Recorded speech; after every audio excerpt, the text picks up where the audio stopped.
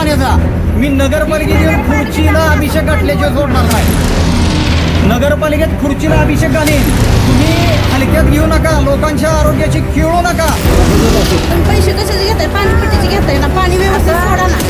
आम्लपित्त व पोटाचे विकार, छातीत जळजळणे, पोटात जळजळणे, घशाला आंबट पाणी येणे, डोके दुखणे, पोट फुगणे, पोटगच्च होणे, गॅसेस, 2-3 वेळा शौचालयात जाऊन देखील पोट साफ न होणे, IBS, कोलायटिस, मूळव्याध, फिशर, भगंदर यावर विशेष आयुर्वेदिक उपचार।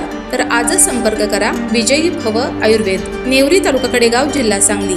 आता पुणे व मुंबई या ठिकाणी सुद्धा संपर्क 91 75 74 34 54 व 73 87 34 34 77। नमस्कार, मी मयुरी आणि आपण पाहत आहात 7 स्टार न्यूज।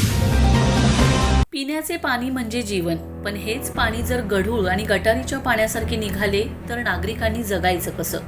विटा शहरातील भवानीनगर पाटील वस्तीमध्ये गेल्या 8 दिवसांपासून गढूळ पाणी पुरवठा होत असल्याने नागरिकांचा संताप अखेर रस्त्यावर उतरलाय।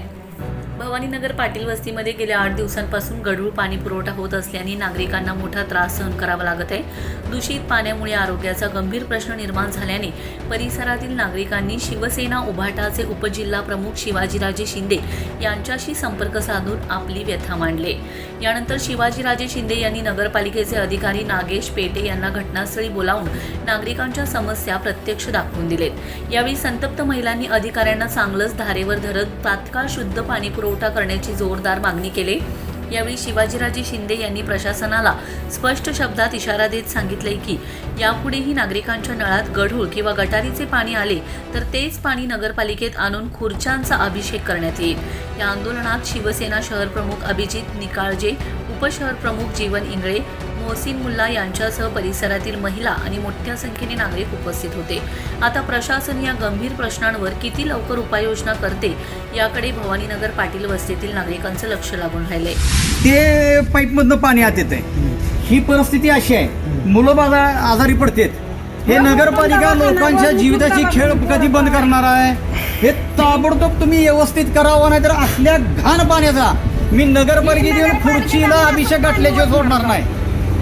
नगरपालिकेत खुर्चीला अभिषेक घालीन।